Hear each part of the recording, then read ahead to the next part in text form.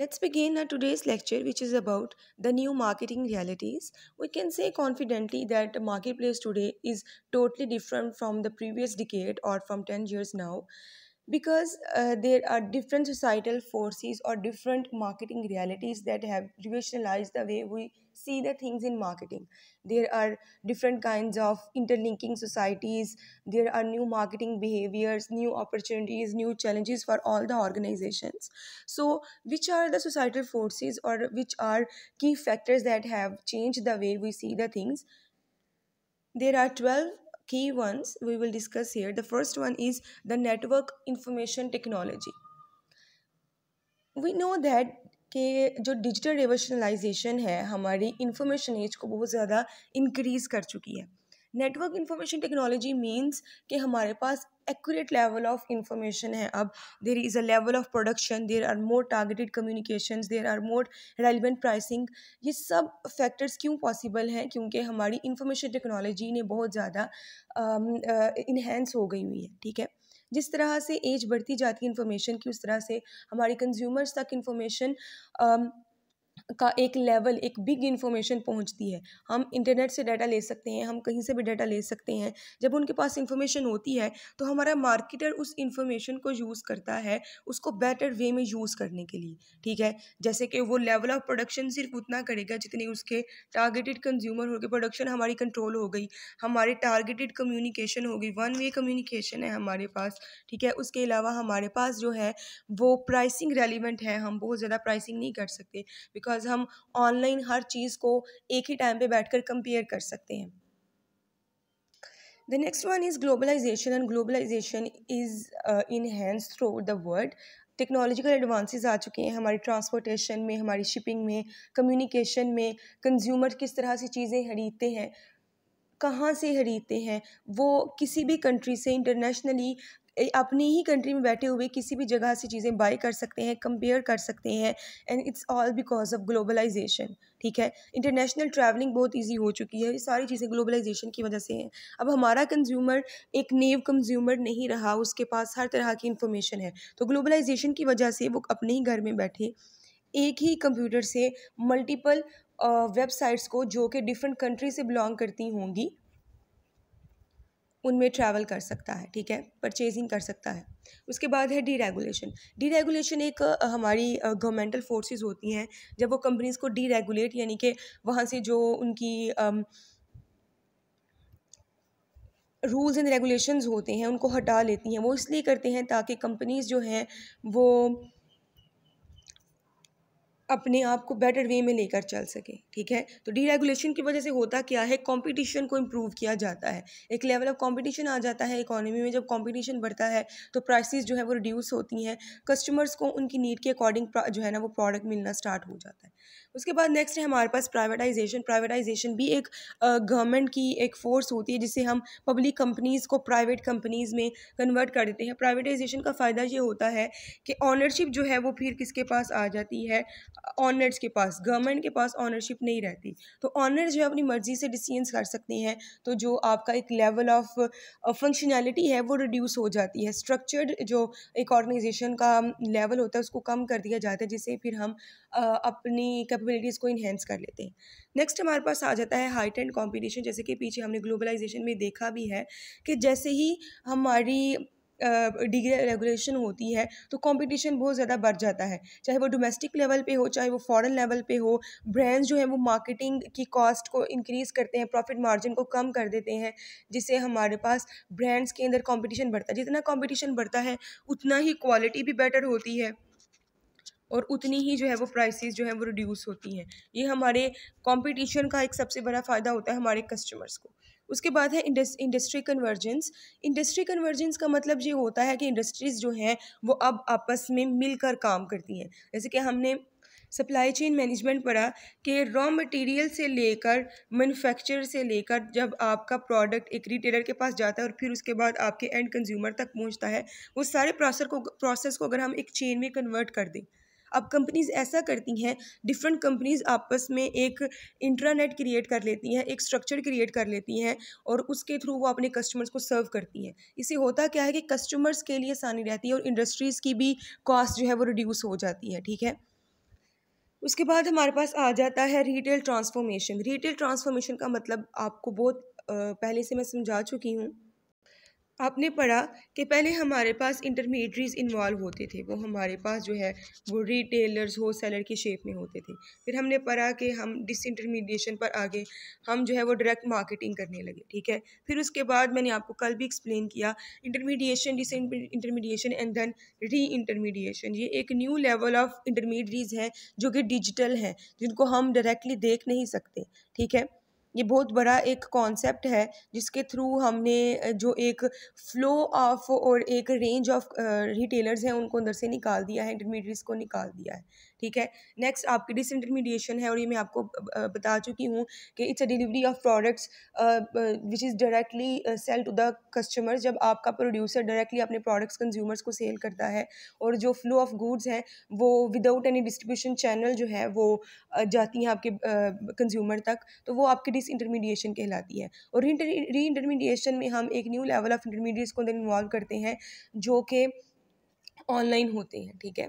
उसके बाद हमारे पास आ जाती है कंज्यूमर बाइंग पावर इंक्रीज़ हो चुकी है।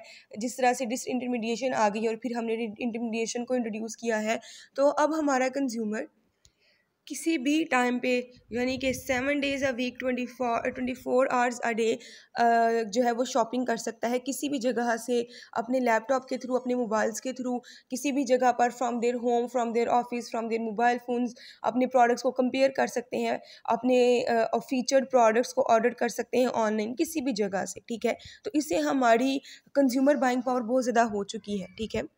उसके बाद हमारे पास आ जाती है कंज्यूमर इन्फॉर्मेशन, और इसको हमने इन्फॉर्मेशन में भी देखा कि consumer now collect information from a breadth and depth from everything.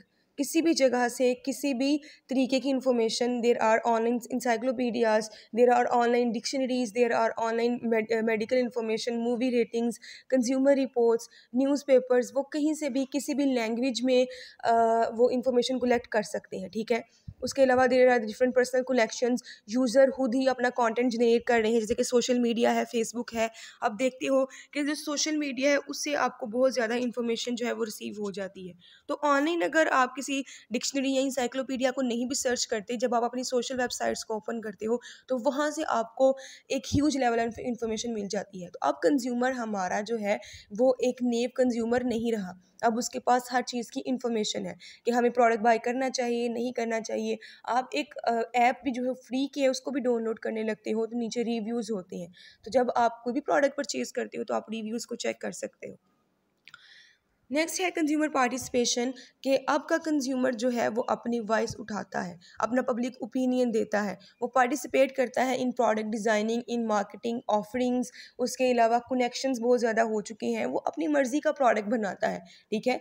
पहले कैसा होता था कि प्रोडक्ट्स प्रोड्यूस करके कंज्यूमर्स को सेल किए जाते थे, अब हमारा कंज्यूमर उसमें इन्वॉल्वमेंट शो करता है, ठीक है, अपनी मर्ज़ी का प्रोडक्ट बनाता है, अपनी वॉइस उठाता है। उसके बाद आ जाता है कंज्यूमर रेजिस्टेंस। आज का जो कंज्यूमर है वो जो प्रोडक्ट डिफरेंसेस हैं उनको बहुत ज़्यादा चेक करता है, ठीक है।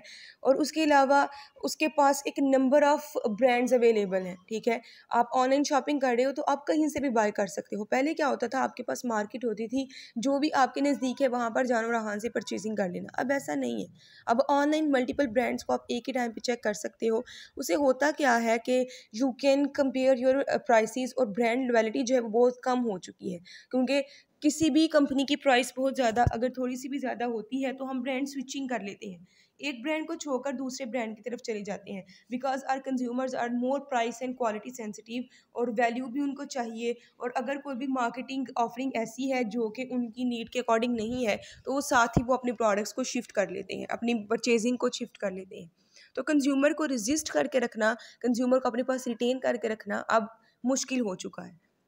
अगर हम ओवरऑल चेक करें कि मार्केटिंग रियलिटीज़ को, तो आप देख सकते हो कि किस तरह से टोटल मार्केटिंग चेंज हो चुकी है।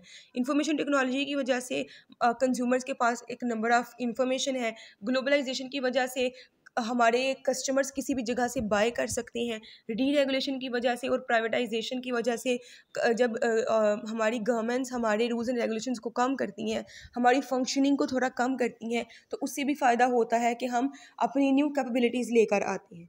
कंपटीशन इंक्रीज होने की वजह से प्राइसेस रिड्यूस होती हैं, क्वालिटी इन्हेंस होती है।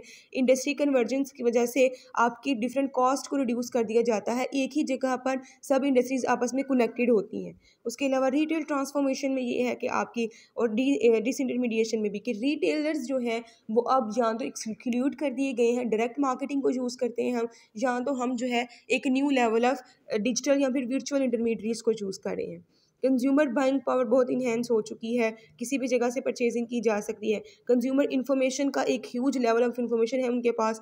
आप कंज्यूमर्स की पार्टिसिपेशन है, आपके ऑर्डर से लेकर कंज्यूमर को प्रोडक्ट की डिलीवरी तक हर जगह पर कंज्यूमर इन्वॉल्व है। आप ऑर्डर प्लेस करते हो, आपको प्रोडक्ट बनता है, आपको जब डिलीवर किया जाता है तब भी आप उनका ट्रैक रख सकते हो कि मेरा ऑर्डर किस जगह पर पहुंचा है और कितने दिनों में मेरे पास होगा। उसके अलावा कंज्यूमर को रजिस्ट करना, कंज्यूमर को रिटेन करना बहुत मुश्किल हो चुका है। ठीक है, ये वो सारी फोर्सेस हैं जिनकी वजह से हमारे मार्केटर को अपनी जो स्ट्रैटेजीज हैं उनको चेंज करने की ज़रूरत है। ठीक है, और हम देखेंगे कि किस तरह से मार्केटर ने अपनी जो वर्क है और अपना जो फ्लो है उन सबको चेंज कर दिया है।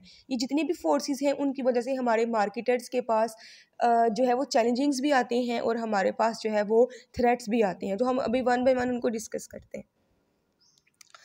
जैसे हमने देखा कि मेजर सोसाइटल फोर्सेस की वजह से चैलेंजेस हैं मार्केटर्स के लिए, but there are also some capabilities जो कि हमारी कंपनीज उनके ऊपर कॉप अप कर सकती हैं, उनको रिस्पॉन्ड कर सकती हैं। तो हमारे पास है सबसे पहली, marketers can use the internet as a powerful information and sales channel.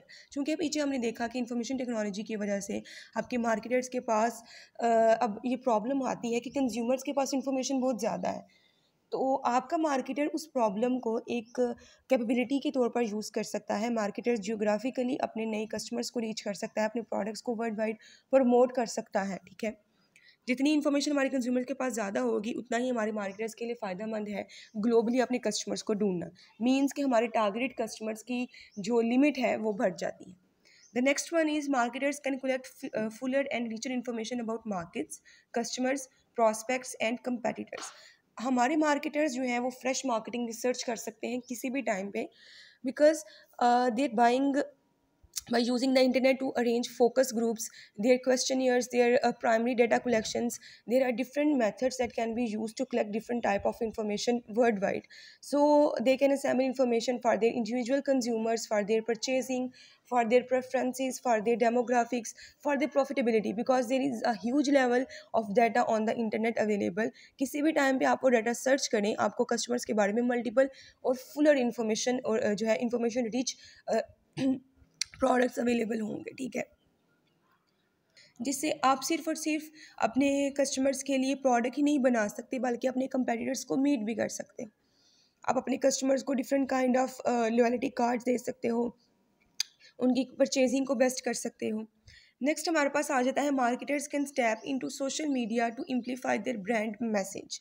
आप सोशल मीडिया को एक चैनल के तौर पर यूज़ कर सकते हो through their bloggings, through posting, online communications. आप देखते हो कि ऑनलाइन कितने डाटा जो है, कितने प्रोडक्ट्स सेल किए जाते हैं ब्लॉगर्स और व्लॉगर्स को यूज़ करके, बिकॉज हमारे कंज्यूमर्स उनके साथ उनको बहुत अच्छे तरीके से जानते हैं, उनकी ब्लॉगिंग्स को देखते हैं, उनके वीडियोज़ को देखना हमारे लिए ज़्यादा ईजी रहता है।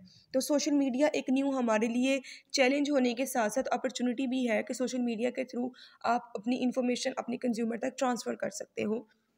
उसके बाद है marketers can facilitate and speed external communication among customers. External communication को कैसे इंक्रीज़ किया जाता है? ऑनलाइन इन्फॉर्मेशन को एंड ऑफलाइन बजिंग को। आप देखते हो कि आपको मोबाइल फ़ोन पे मैसेजेस आते हैं, आपको ईमेल्स की जाती हैं। उसके अलावा जब आप सोशल मीडिया वेबसाइट देखते हो तो वहाँ पर भी आपको मैसेजेस रिसीव हो रहे होते हैं। तो ऑनलाइन अपनी इन्फॉर्मेशन को ट्रांसफ़र करना हमारे लिए बहुत ज़्यादा ईजी हो चुका है। आप कंज्यूमर्स के लिए एक्सटर्नल कम्युनिकेशन का एक वे क्रिएट कर देते हो। आप देखते हो कि ऑनलाइन कमेंट सेक्शन में लोग किस तरह से आपस में कम्युनिकेट कर रहे होते हैं। नेक्स्ट हमारे पास आ जाता है marketers can send ads, coupons, samples, information to consumer who have requested them और given the company permission to send them. ये बहुत इजी बात जो कि मैंने आपको एक्सप्लेन की है अभी, इसको हम माइक्रो टारगेटिंग मार्केटिंग कहते हैं, जिसमें होता क्या है कि हमारे पास एक छोटा सा लेवल होता है हमारी टारगेट मार्केट का, जिसमें हम अपने मोबाइल फ़ोन्स उनके एसएमएस के थ्रू, ऑनलाइन कॉल्स के थ्रू, आपकी सोशल मीडिया जो व्हाट्सएप है वहाँ के थ्रू आपको मैसेजेस कहते हैं, ठीक है। ये एक्स्ट्रानेट लिंकिंग है, जिससे हमारा सप्लाई डिस्ट्रीब्यूटर आपस में इंफॉर्मेशन को रिसीव भी करते हैं और सेंड भी कर सकते हैं, ठीक है। अपने ऑर्डर्स प्लेस कर सकते हैं, पेमेंट्स कर सकते हैं। ये सारी प्रोसेसेस जो हैं वो किसकी वजह से ईजी हो चुके हैं? हमारी इंटरनेट की वजह से। इंटरनेट की वजह से आप अपने कंज्यूमर्स को अपने साथ ईजिली अटैच कर सकते हो, ठीक है। आप उनको पर्सनलाइज मैसेज सेंड कर सकते हो, पर्सनलाइज रिलेशनशिप क्रिएट कर सकते हो उनके साथ। उसके बाद आ जाता है marketers can reach customers on the move with mobile marketing. Mobile marketing means के जीपीएस टेक्नोलॉजी को यूज़ किया जाता है। कस्टमर्स की एग्जैक्ट लोकेशन को हम ट्रैक कर सकते हैं कि कस्टमर कहाँ पर बैठकर हमसे बाय कर रहा है। आपने कहीं से भी बुक परचेज करनी हो, आपको वहाँ से जो है वो ट्रैक कर लिया जाता है। उसके अलावा आप भी अपने ऑर्डर का ट्रैक जो है वो रख सकते हो, ठीक है। मोबाइल मार्केटिंग का यहाँ पर मतलब ये है कि जो दूर से लोग आपके पास नहीं आते, मोबाइल का मतलब होता है दूर से, रिमोट का मतलब होता है नज़दीक से, ठीक है। तो मोबाइल मार्केटिंग यहाँ पर की जाती है। नेक्स्ट हमारे पास आ जाता है companies can make and sell individually differentiated goods. आप डिफरेंशिएटेड गुड्स, जैसे कि जिसको मैंने आपको एक वर्ड यूज़ किया था जिसको हम कहते हैं कस्टमाइजेशन। कस्टमाइजेशन मतलब आप इंडिविजुअल की नीड के अकॉर्डिंग उसको टोटल प्रोडक्ट बनाकर दोगे। और ये सारा किस में आता है कि आपकी इंडिविजुअली डिफरेंशिएटेड प्रोडक्ट, जिस तरह का आप कहोगे आपको वहाँ का उस तरह का प्रोडक्ट बनाकर दिया जाएगा। मैंने यहाँ पर आपको डेल कंप्यूटर की एग्जांपल दी थी। उसके अलावा M&M कैंडीज आप खाते होगे तो उनको भी कस्टमाइज़ किया जा सकता है। आप वहाँ पर अपनी पिक्चर बनवा सकते हो, ठीक है, उनके पैकेट के ऊपर। उसके अलावा हमारे पास आ जाता है companies can improve purchasing, recruiting, training, internal and external communications. ये किस तरह से हुआ है? आप ऑनलाइन रिक्रूटमेंट कर सकते हो, लोगों की ऑनलाइन ट्रेनिंग दे सकते हो, ऑनलाइन अपने एम्प्लॉयज़ को, डीलर्स को, एजेंट्स को डील कर सकते हो, ठीक है। उसके बाद हमारे पास आ जाता है companies can facilitate and speed up internet communication among their employees by using the internet as a private internet intranet. आपको पता है कि इंटरनेट एक नेटवर्क ऑफ कम्युनिकेशन है, ठीक है। जिस तरह से इंटरनेट एक नेटवर्क है, आपके पास इंट्रानेट भी आता है और एक्स्ट्रा नेट भी आता है। इस चीज़ को आप ध्यान से देखें। इंटरनेट आपके पास होता है जब एक ऑर्गेनाइजेशन अपने एम्प्लॉयज़ के साथ एक कनेक्शन क्रिएट कर लेती है। विद इन एन ऑर्गेनाइजेशन जो कनेक्शन होता है वो हमारा इंट्रानेट कहलाता है। एक्स्ट्रा नेट होता है जब ऑर्गेनाइजेशन अपने एक्सटर्नल मेंबर्स, जैसे कि आपके पास सप्लायर्स, डीलर्स, रिटेलर्स, डिस्ट्रीब्यूटर्स, वो सारे आ जाते हैं। जब उनके साथ कनेक्शंस क्रिएट किए जाते हैं तो हम एक्स्ट्रा नेट को यूज़ करते हैं। विद इन एन ऑर्गेनाइजेशन होगा तो इंटरनेट, आउटसाइड द ऑर्गेनाइजेशन होगा तो एक्स्ट्रा नेट।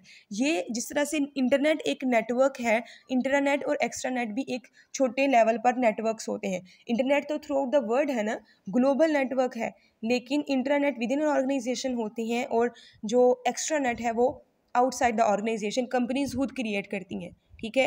ये होते इंटरनेट जैसे ही हैं, उस तरह से आपको ये लोगों को आपस में कनेक्ट करके रखते हैं, लेकिन इसकी लिमिट होती है, एक कंस्ट्रेंट होते हैं ये।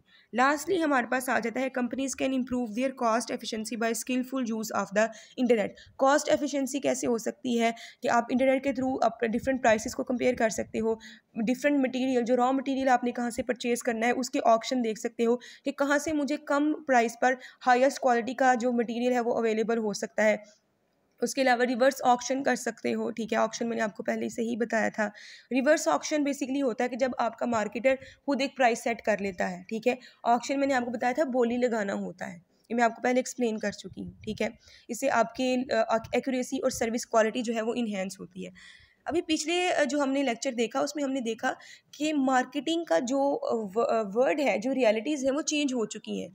अगर हमारे मार्केटर्स उनको कॉप अप नहीं करते तो ये जो जितनी भी उनके लिए अपॉर्चुनिटीज़ हैं वो थ्रेट्स बन जाएंगी। ये हर मार्केटर के लिए अपॉर्चुनिटी है कि वो इसको अगर बेस्टली यूज़ करता है, इसके साथ कोप अप करता है, इसको अपने बेनिफिशियल के लिए यूज़ करता है, तो वो उसके लिए एक कैपेबिलिटी बन जाएगी, ठीक है। एक नई एबिलिटी होगी हमारे कंज्यूमर्स के लिए।